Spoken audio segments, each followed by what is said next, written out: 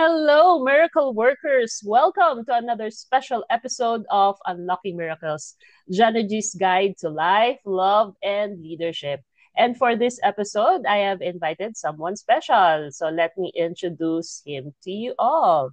Our guest is Ramon Batu, affectionately known as Mon, a seasoned coach dedicated to guiding individuals towards financial independence while maintaining their current employment.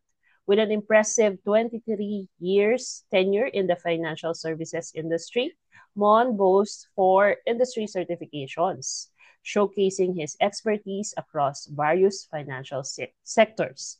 Additionally, he has spent 12 years immersing himself in investments, asset acquisitions, and trading the financial markets, culminating in a successful retirement at the age of 44. Wow.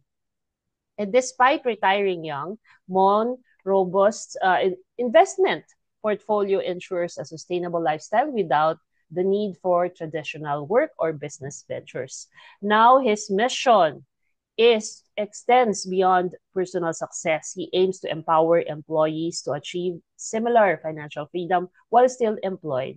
And as Coach Mon, he equips individuals with the tools and knowledge needed to navigate the complex world of finance, offering a transformative journey towards a future of stability, prosperity while maintaining the current career paths. Very aligned sa mission ko rin yan.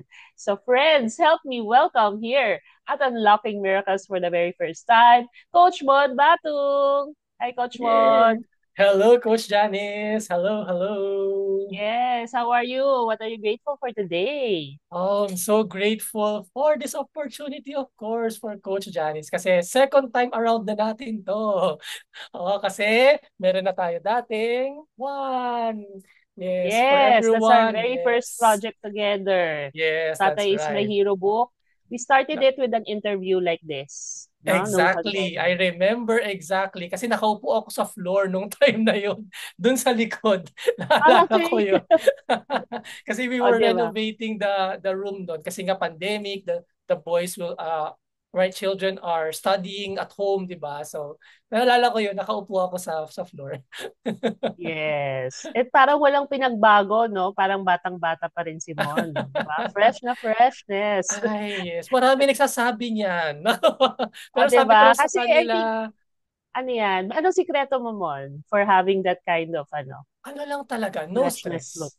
Just not allowing stress to take control of my life. Ganun lang talaga.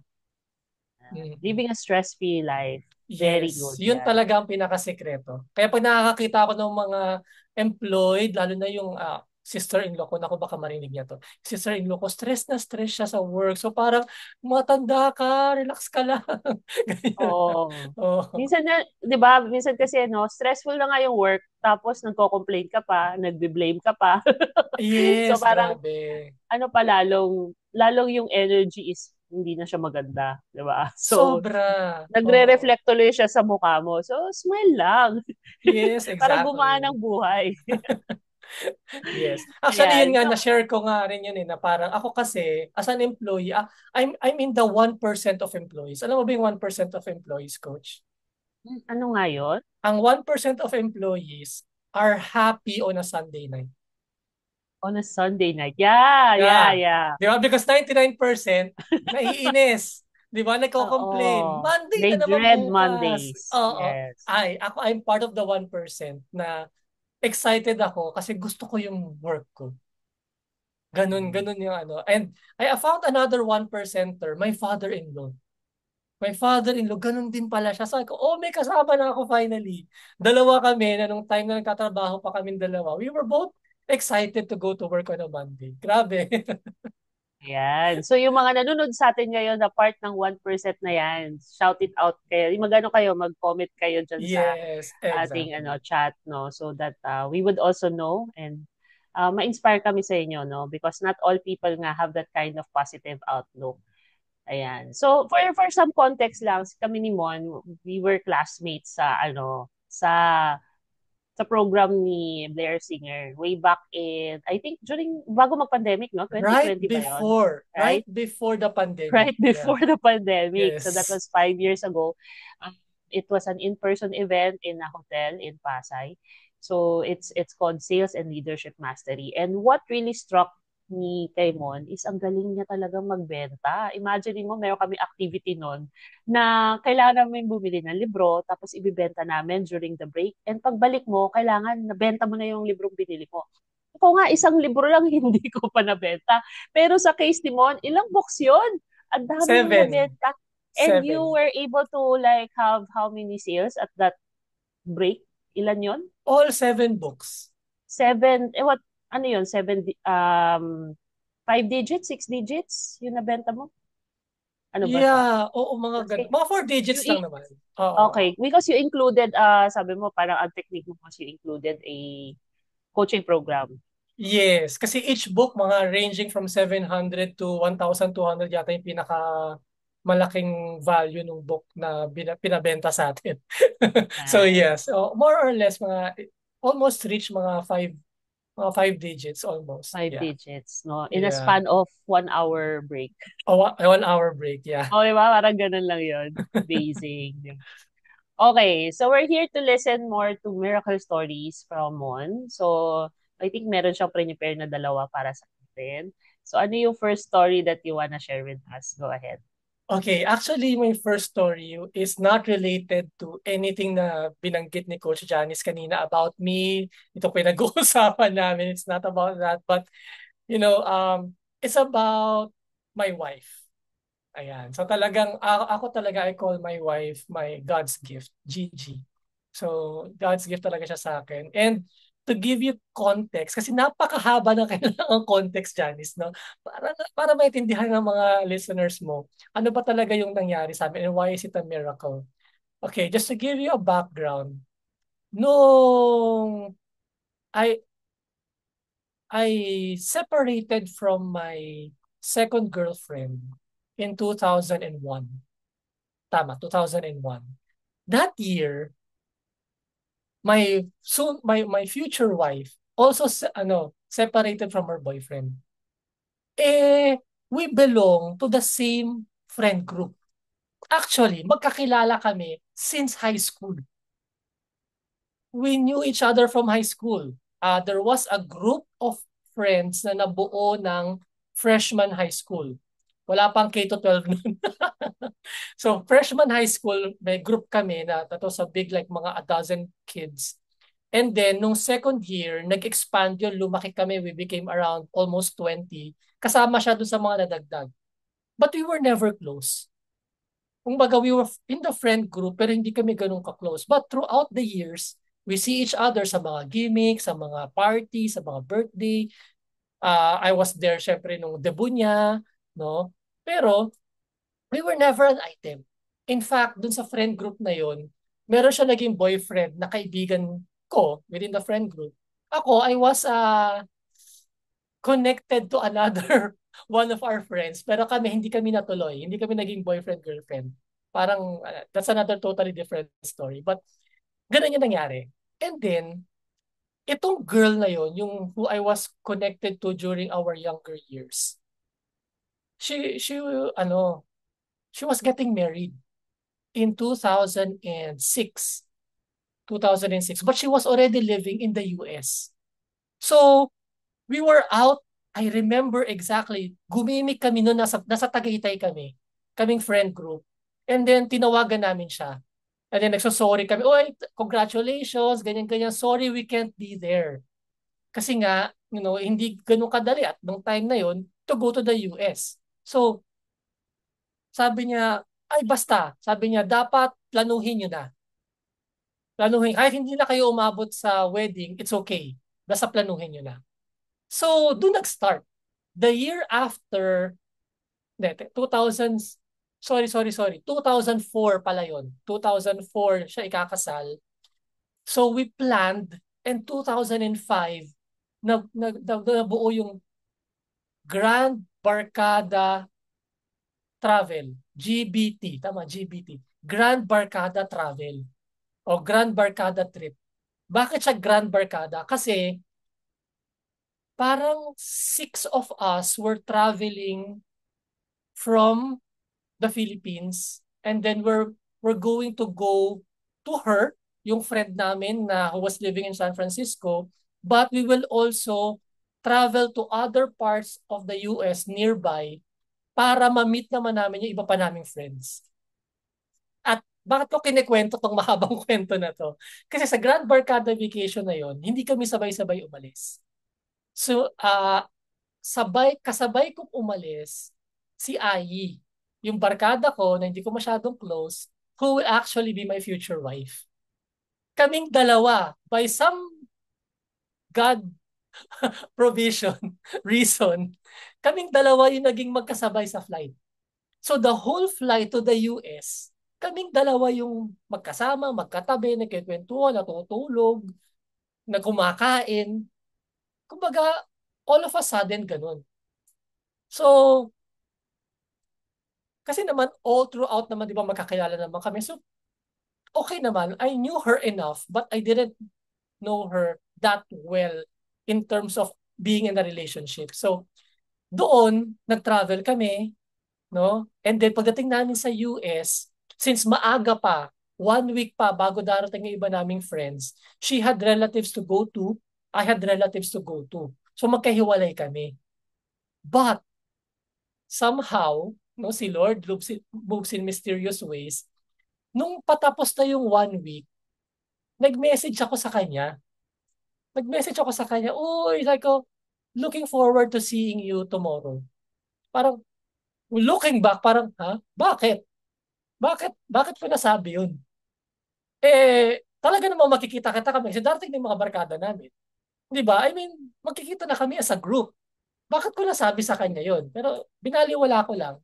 Pero yun, nagkita na kami, sinundo na namin sa airport yung mga friends namin, and then magkakasama na kami.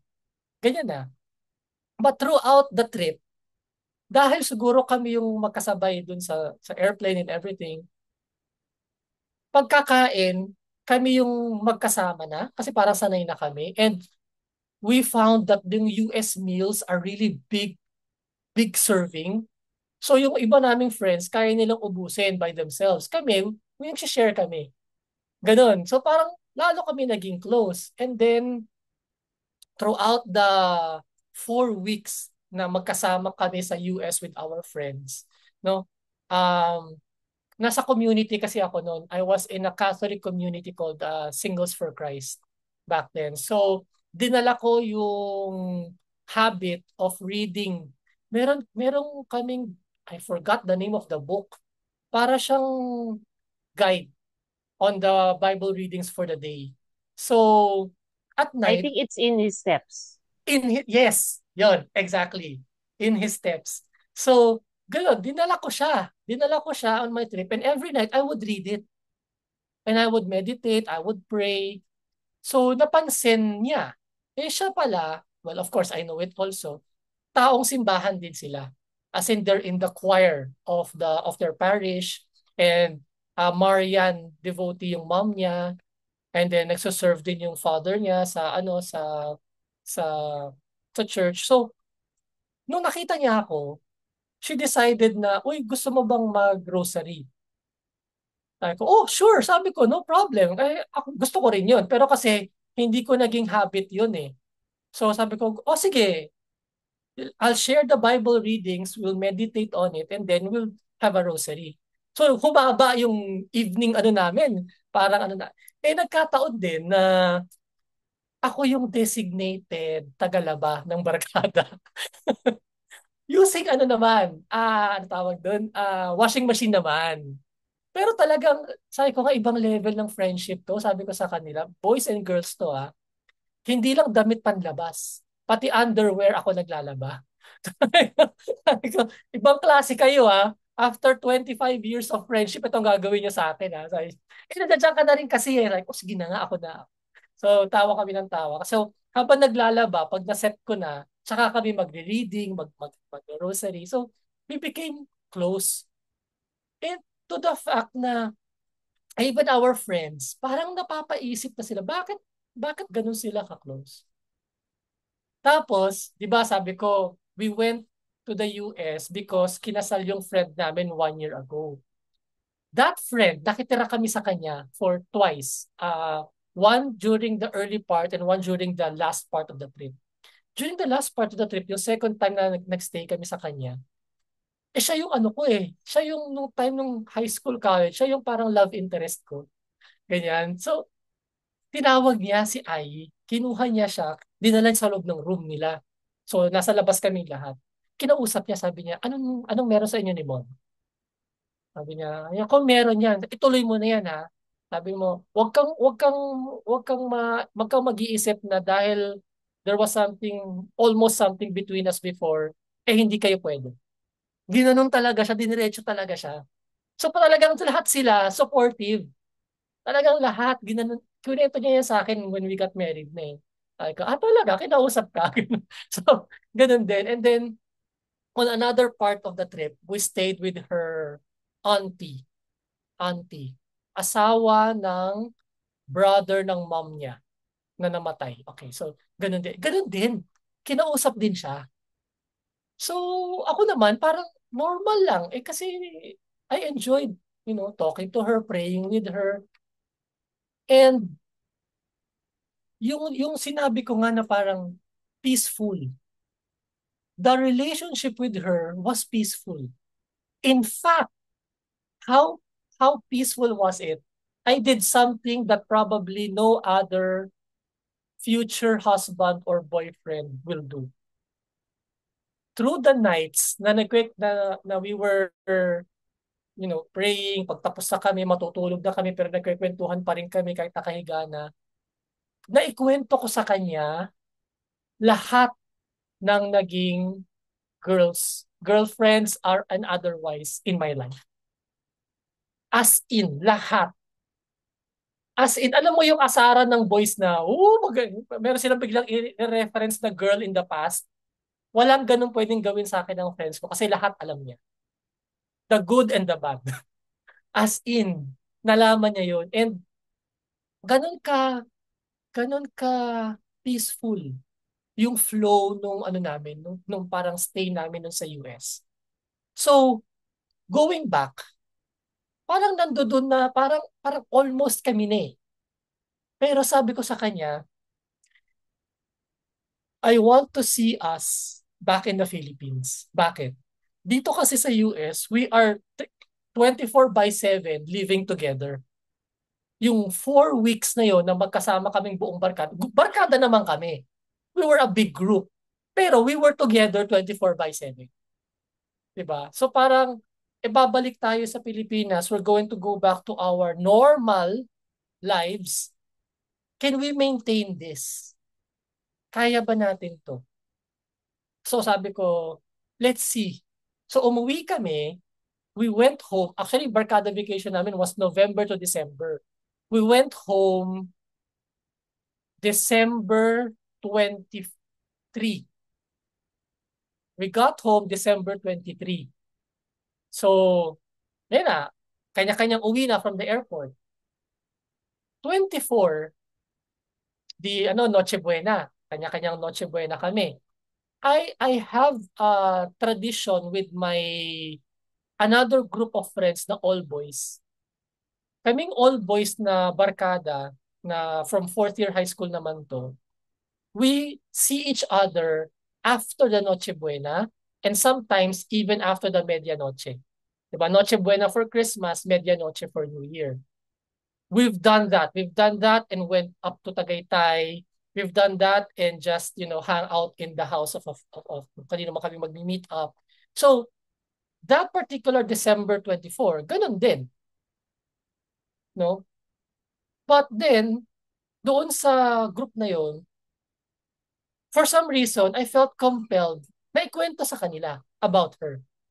Kasi since we were in the same high school, kilala din nila siya. So, kumbaga so naikwento ko, siyempre, may konting asaran, konting ganyan, pero ay ko ganun.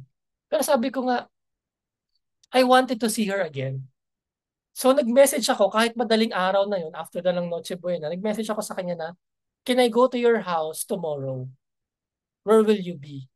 Kasi 25, di ba? Some families have traditions for the December 25, kanya. So sabi lang niya, they'll have lunch doon sa lolo and lola niya, but near lang naman daw, and then they'll be home. Sabi ko, sige, sabi ko, I'll go to your house ng afternoon. So, ganun. Ganun lang. Ganun lang, ganun lang. And then, dire-diretso na. Actually, yung dire-diretso namin, what resulted in that was we don't have a boyfriend-girlfriend anniversary.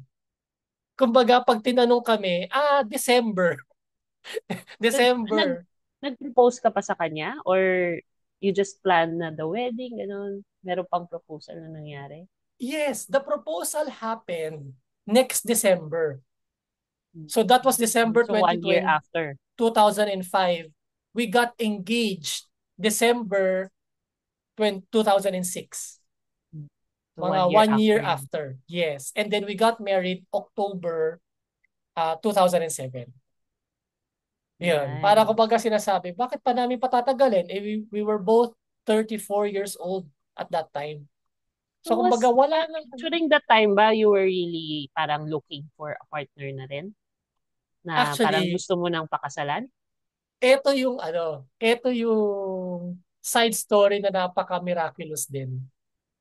Actually kasi, di ba sabi ko sa iyo, I told her all my girls, all my stories. And there is one particular one that was very, very difficult na part of my life.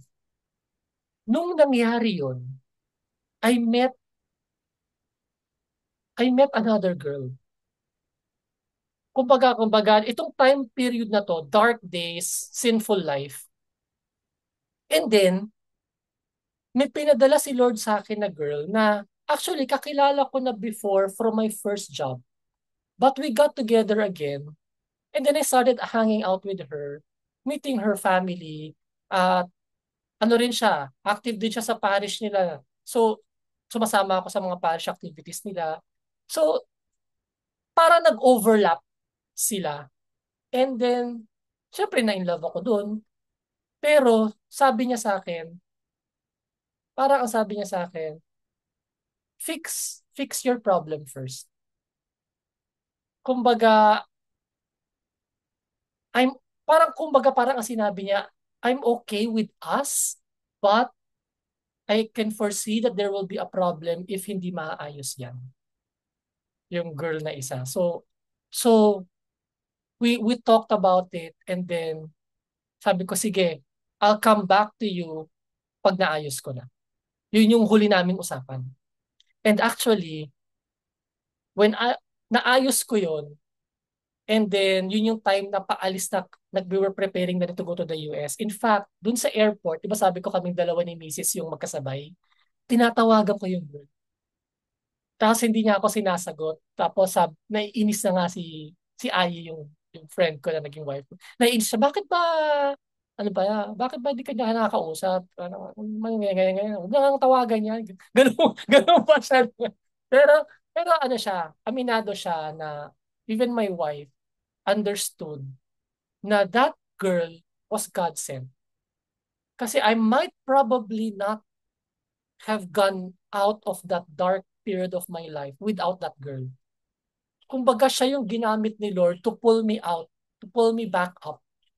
Parang wag ka dyan, dito ka. Pero if you look at the big timeline of my life, yes, you were in your dark days, pinull out ka ni Lord through a girl, pero yun ang purpose niya sa life mo. Na i-pull out ka niya from that. Yun yung mission ni Lord sa kanya. Nung nagawa niya yon, it's time for her to go. Kasi parating na yung prepare talaga ni Lord para sa iyo. Naiiyak ako. Wow! Grabe. Sabi, Beautiful! oo, as in, grabe na yan. Nag-goosebumps na naman ako pag inaiisip ko. Kasi sobrang thankful talaga ako. Dun sa, Would you consider your wife as your best friend? Parang marry your best friend ba yung nangyari? in a way, yes. Pero kasi hindi kami super duper close nung magbarkada kami. Pero we Mm-hmm. hang out. Hang out kami, nag-enjoy Yes. kami, tatawanan kami. We're not technically best friends, but we were friends for a long time. Friends. I knew Oo. her inside out. I knew her family, her family knew me, my family knew Hindi her. naman to yung ate, kuya, gano'n. Hindi, hindi, hindi. Hindi, hindi. May Hindi mga ganun. gano'n eh. Oo, Ate, oo. kuya, or brother, sister. Wala, wala. Oh, Walang gano'n. ganun. Oo, oo. Okay. Ganun, Kasi ganun yun. I remember in the community of Singles for Christ and Youth for Christ, mga ganyan eh, may mga tawagan na ate, kuya, bro, sis, tas yung Yeah. pala, liligawan na or magiging, di ba? Yes. Ay, madami talaga niyan, yes. May Ay, mga actually, ganon. oo. Actually, nauna kasi ako sa kanya mag-Singles for Christ. As part of that, going out of that dark place, my uncle kasi, the brother of my mother, was actually CFC. Hmm. Corpus for Christ siya sa US. Sabi niya, when he visited me, I don't know, 2003 ba yun, 2004, he visited us sa Pilipinas at sabi niya, hanapin mo yung Singles for Christ, baka meron dito. Alam mo, sobrang tindi kasi he left 2 weeks after, doon pagdaan ko doon sa parish namin, may nakalagay na malaking poster. Singles for Christ, CLP. Ay ko, oh my God, sabi ko, grabe ah. Sabi ko, so, That was law of attraction, ha? grabe, oo. So, nakita ko yung cellphone number, nag-text ako. Yeah. So, pumasok ako. And then, kasi nga matanda na ako nung time na yun, 31 na yata ako noon, o 30 years old na ako noon. So, ako na yung kuya nung mga singles. The year after, the year after, naging kami ni wife, naging kami, yeah, tapos naging kami. And then 2006, ginawa ako ng chapter head. Tapos 2006, nag-CLP din si wife. And then naging ano din siya, unit, hindi, tama ba? Ano yung tawag sa mga small, Unit unit head head. ba? Oo, yun. Unit head. Yun. So naging unit, hindi. Or Ako household yung, head, ganon yun siya? yun. Household Ako head. yung naging unit head, siya naging household head. Yun yung last namin na ginawa and then we got married. So, pagka married namin, lumipat na kami sa Young Couples for Christ. Nice. Yun. What I'm picking up from your story talaga is ano din, two things. One is you attract who you are. So, dahil madasalin ka, di ba? Parang yun din yung na-attract mo na person in your life. And it was a surprise kasi sabi mo nga makakilala na kayo for the longest time. Pero yun pala madedevelop din pala kayo. Given the proper environment, which is US. Oo, di ba? Di Grabe. ba? Kasi walang distractions eh. Talagang yun yung moment na kayo lagi magkasama. So talagang wala kayong choice kundi makilala niyo yung bawat isa talaga. And then pangalawa na is really timing. There's a proper time for everything, no? Mm-mm. So siguro kung yun nga sabi mo, um, merong dumating sa iyo na babae, inalis ka doon sa situation na hindi maganda, tapos kumbaga love mo rin yung tao na yan, pero na-hurt ka rin na you had to let this person go, only to find out na iba pa talaga yung magiging partner for life mo. So, meron talagang taong nakalaan para sa atin. So, mga nanonood sa atin na single pa hanggang ngayon, I have friends na nasa 40s, 50s na, pero still praying and hoping na magkakapartner sila. Huwag po kayong mawala ng pag-asa. Malay nyo, nasa harap nyo na pala yung taong yon, hindi nyo lang pinapansin. Diba? Lagi nyo na True. palang kasama, hanap kayo ng hanap ng iba. So, probably just be more open-minded. I actually have a friend na for the longest time, ganyan, single siya. And then, praying about a good husband. And then, eventually, nahanap niya. No? Nahanap niya. Yung pala ay asawa ng kanyang cousin. And that cousin, uh, died during the pandemic. So, bigla siya nagkaroon ng asawa, nagustuhan pala siya, pinakasalan niya, and an instant mom of, kasi may anak sila eh, no? Wow. So, di ba? So, parang, Oo. you will never really know what God has in store for you. No? Minsan, tayo Yes. lang talaga yung, kasi may mga parang blinders tayo. Ito yung gusto ko, ito yung ideal for me, Exactly. but Yan. God has Yeah. always the best interest for us. Ang ganda ng story na yon. Okay. Actually, yes. Actually, ano, Janice, a little bit of ano lang.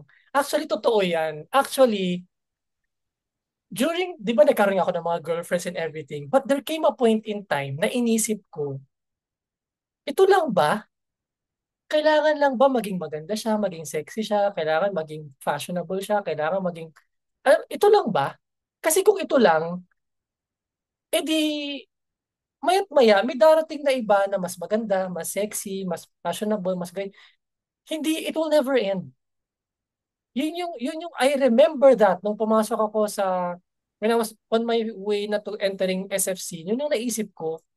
So sabi ko, ayoko na. Sabi ko kay Lord, Lord, ayoko na. Sawa na akong maghanap. Kasi 30 something na ako noon eh. Eko, kung magkakaroon ako ng asawa o girlfriend or asawa, edi magkakaroon. Kung hindi, edi wala na. Okay lang ako. Wow. Yun yung Surrender. surrender. Yes. I think Exactly. that's also one of the ano. I can totally relate to that kasi ganun din yung prayer ko nun eh. I was in my 34, ganun. No? I said to the Lord, Lord, ikaw nang bahala. Kung meron kang bibigay sa akin, make it easy. Make it, kumbaga, ano, huwag mo nang pahirapan. Pero kung adya mo talaga or will mo for me na maging single, then I will abide to your God, to your will. And that happened, no? Months after, 1 month after that prayer, that surrender, I met my husband. Wow, ang Di ba? bilis! So, ang bilis, no? Minsan nga, Oo. talagang ask and you shall receive talaga lang eh. Talagang pagka Yes. humingi ka talaga sa kanya and you surrender to mga trust ka lang sa kanya na you are well taken care of and all will be well. So, bibigay niya yan sa'yo sa tamang panahon. Exactly. Beautiful story. Ano, may isa pa tayo story from Mon. Ito naman related sa business ba to or sa career? Yes, more of my last job actually when I was an Yes. employee. So I was employed in 3 companies in my working career. Parang ganyan. So yung third job ko, so my third job, I spent 6 years there. The first 3 years, I was a trainer. No, it was a life insurance company. I was a trainer. So I trained life, I trained VUL, and also I trained a special program called the Investment Book, which is basically teaching about investments.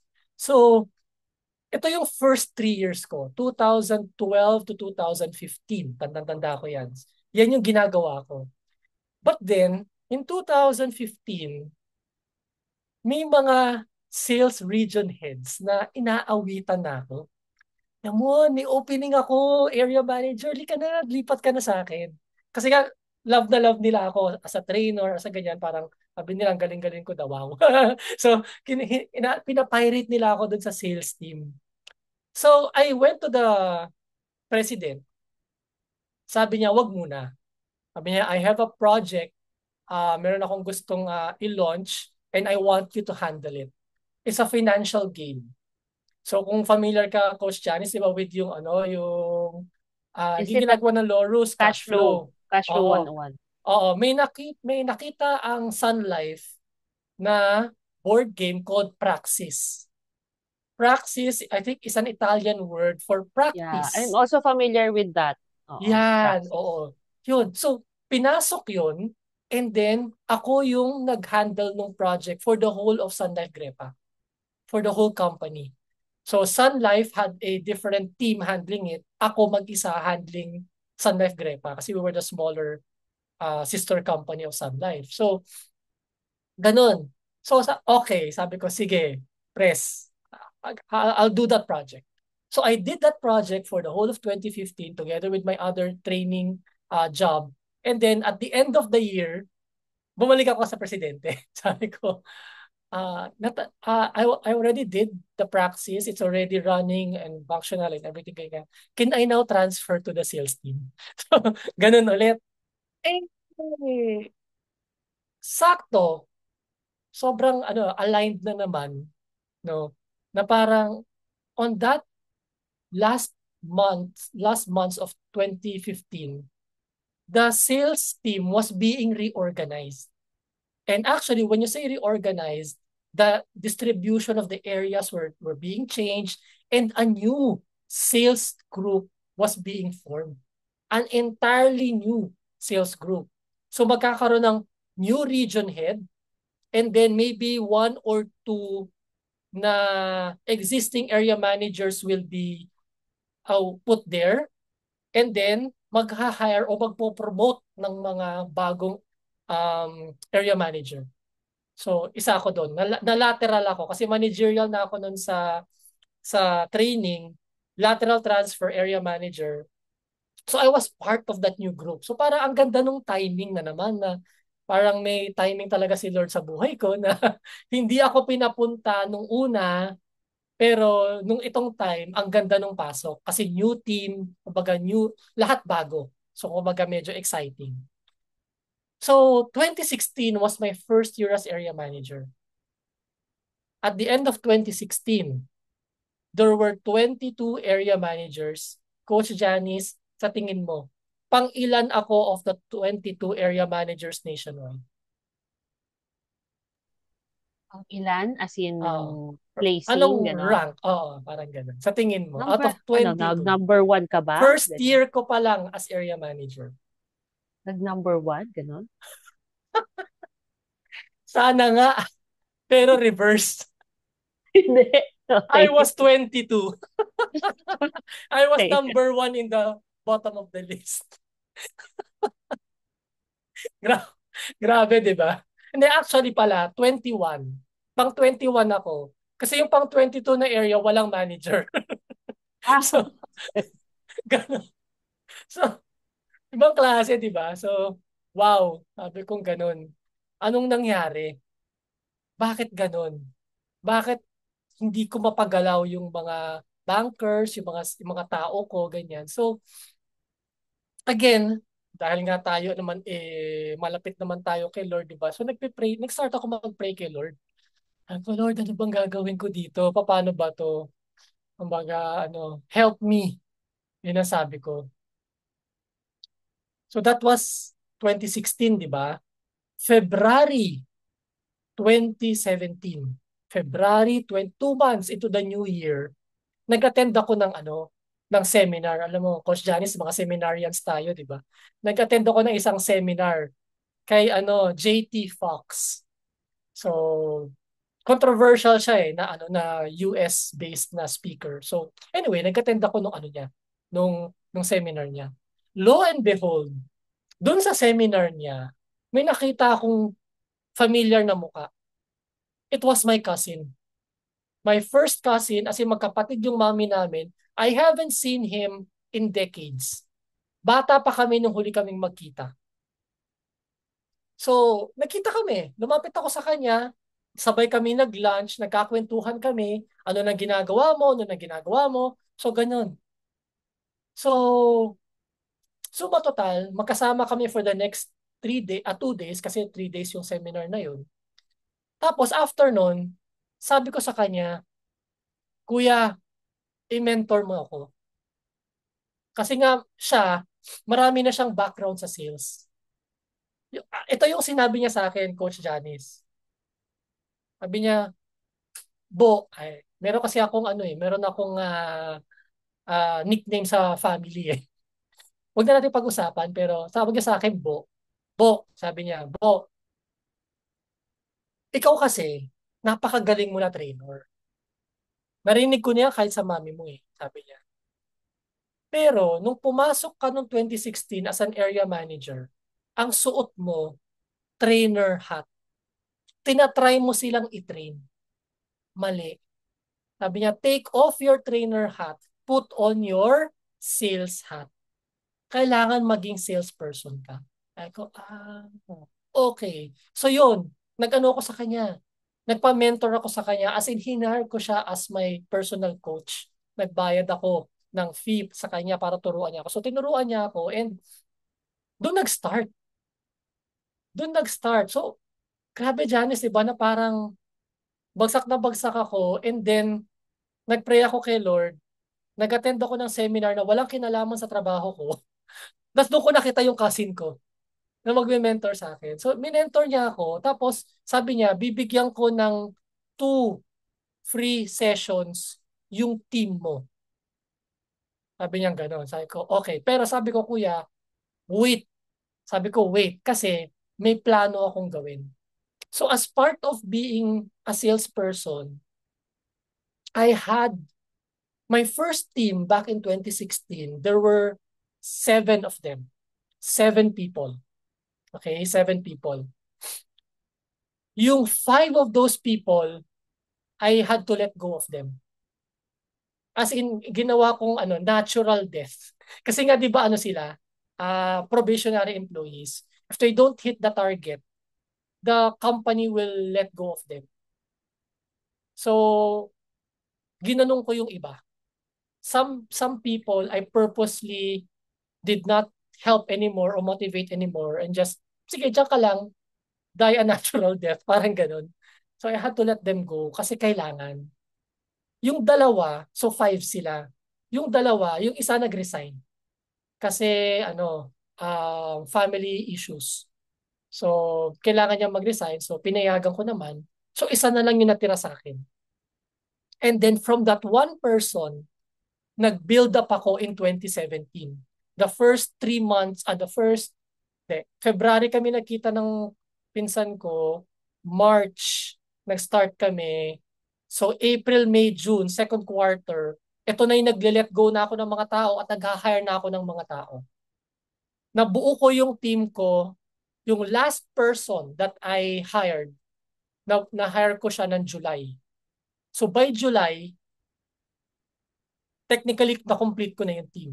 Natapos ko yung coaching ng cousin ko, nakapag-session na kami with my team, nabuo ko. And sobrang na-realize ko gaano ka-different yung trainer hat sa sales hat. Sobrang ibang-iba. Iniba ko talaga sobra. Alam mo, Janice, yung normal, nasa insurance ka rin, di ba? Di ba pag nagpa-meeting, normally yan half day. Yan, half day normally, ganyan. Ako, ang area meeting ko, one whole day. Pag nagpa-area meeting ako, one whole day, pupunta kayo lahat sa head office. Bakit? Kasi libre. May training room may meeting room sa office eh.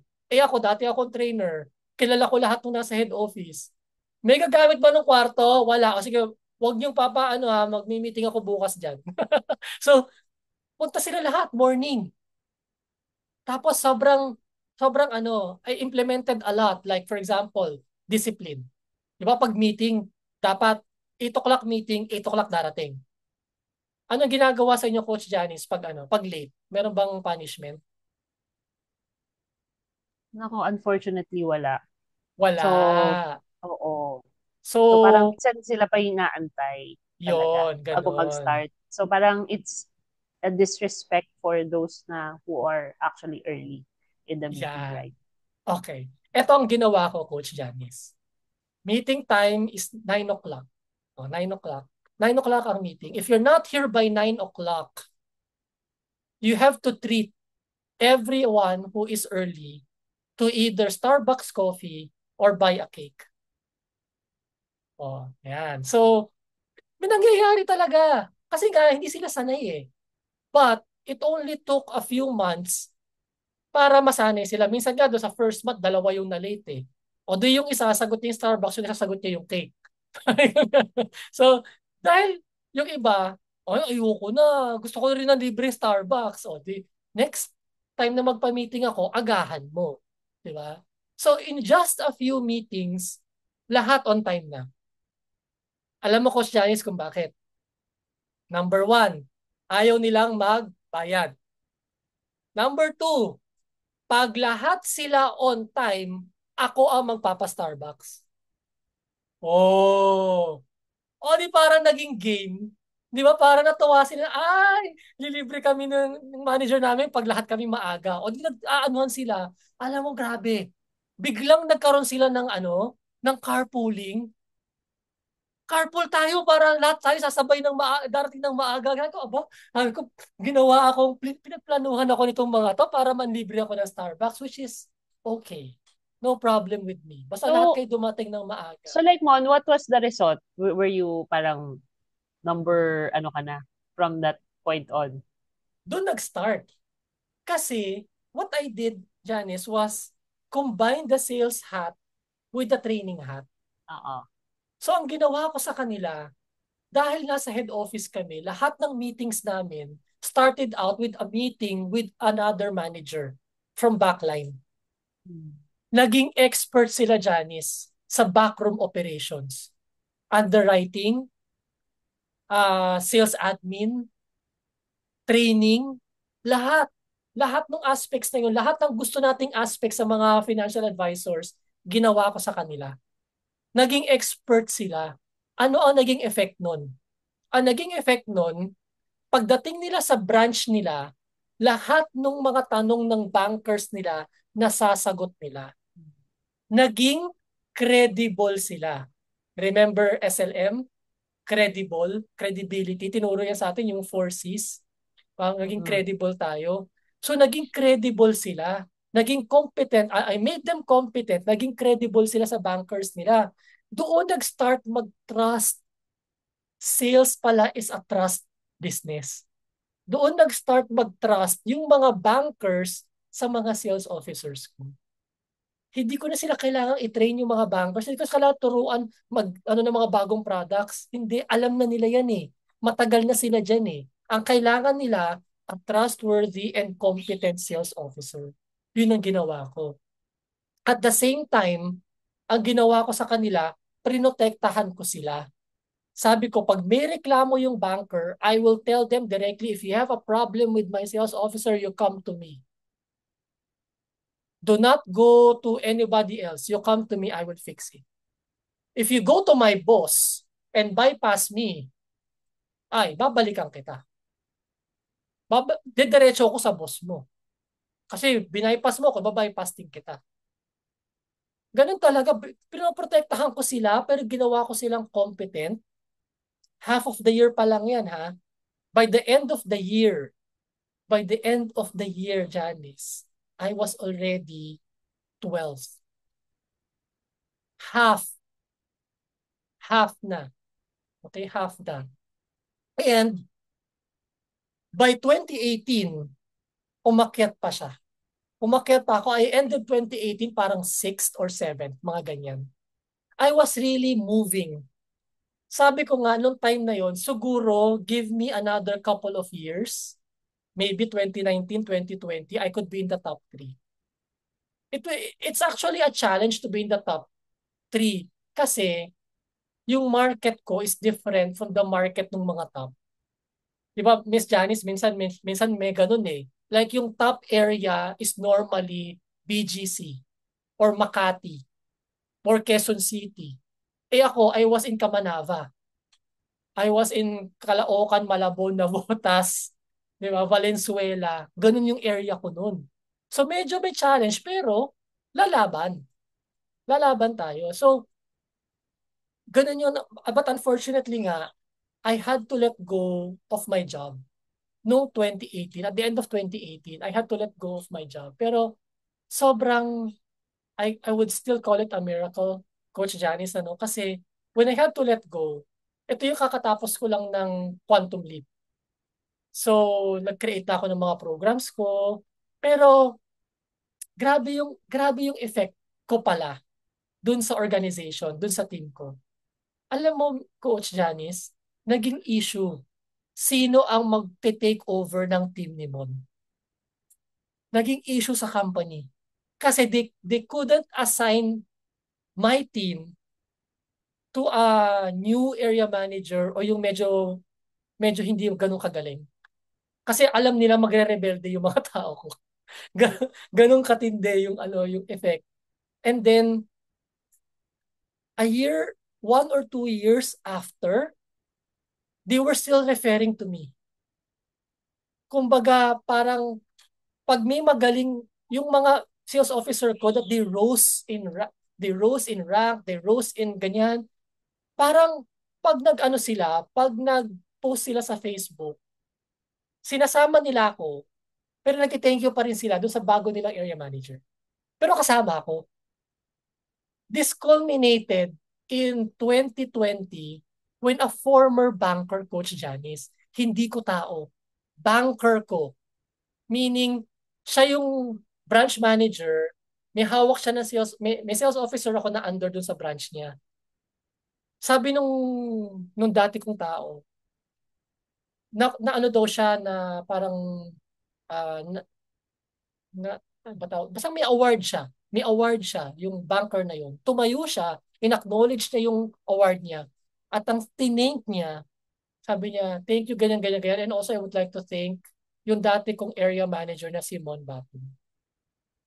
Kasi talagang pinagtiyagaan niya ako at binigyan niya ako talaga ng tamang sales officer para sa akin. Ay, sabi ko sa iyo, Coach Janice, 2 years after I left the business, 2 years after I left the company, binabanggit pa rin yung pangalan ko. Baka hindi, kumbaga, sobrang miracle yung nangyari na yun ng 2016. Grabe, kasi long lasting siya. And even until now, yung mga tao ko na yun, they are considered my friend group. Nakikita-kita kami. Normally, pag birthday ko, gumagawa sila ng lakad kasi birthday ko. So, nakikita kami every January. Ganun. So, until now, grabe, ibang klase talaga. Ang Nagninong ako. galing. Oo, ninong na ako nung isang anak. So, nag-build ka talaga ng relationship.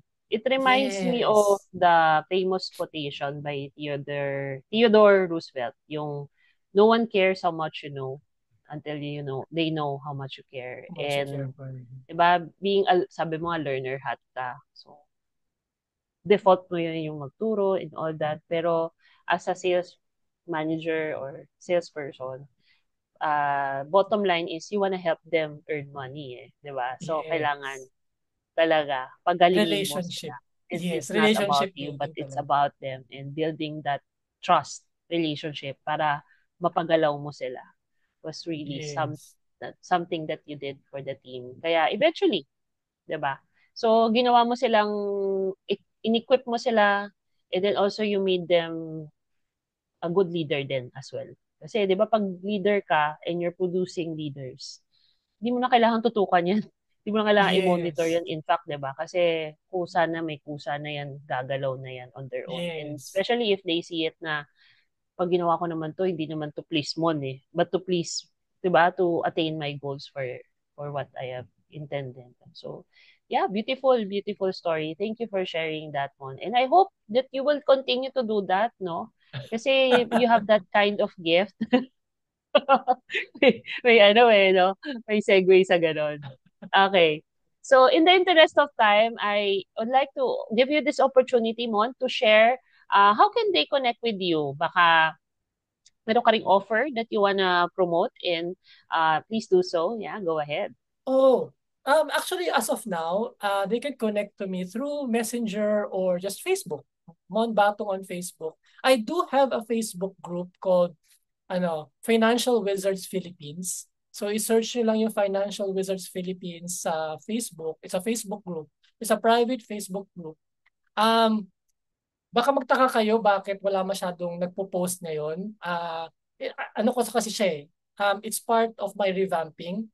I am revamping my socials. I am creating ito ano rin to, advice din to sa akin ni Leslie.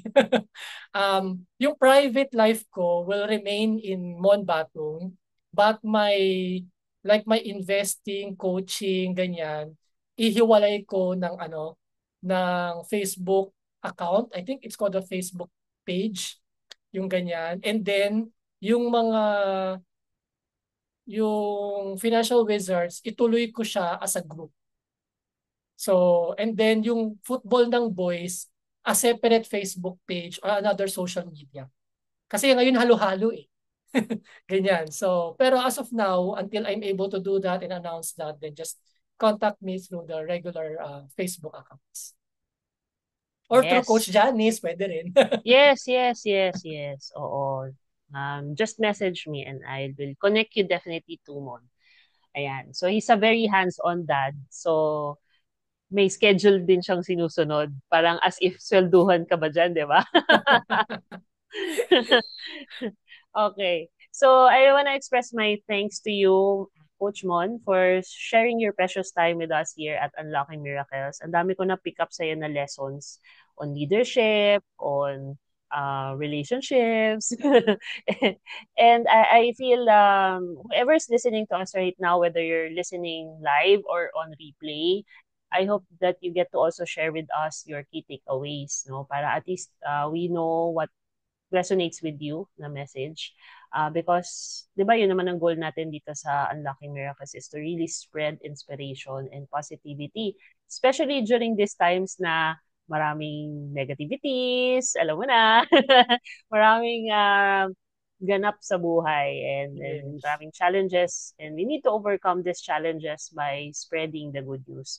And this is our aim here at Unlocking Miracles. So if you feel that you have a good message to share as well so that we can be part of the advocacy, please do reach out to me and let's see if we can collaborate and schedule that interview.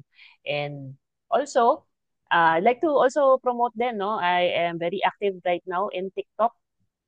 So I am sharing more information about financial literacy, money management, abundance mindset. So go ahead and search me on TikTok, Coach Janice De La Cruz. No, so I try my very best to be online every day to post content every day. Thanks to my coach and my community of content creators. Napupush din talaga ako. So I really believe in what you were saying na talagang importante yung mentoring, no? Kapag ka sa tingin mo na medyo mahina ka sa isang bagay, wag mong solohin. Don't keep it to yourself. Huwag ka mag-trial and error. Find a mentor and find a community, a supportive community that will help you get better at what you do. And ang ganda nung sharing ni coach mo, no, na kapag talagang if the student is ready, diba, the teacher will appear. So in that story of yours sa mentoring. So yun, that's it for our episode and please continue to follow us in our future episodes and we'd love to hear your feedback. So just reach out to me kung meron kayong mga suggestions din for this episode. So that's it. I am encouraging you to continue to unlock more miracles in your lives and be a blessing to more people. Cheers and see you in the next episode. Bye!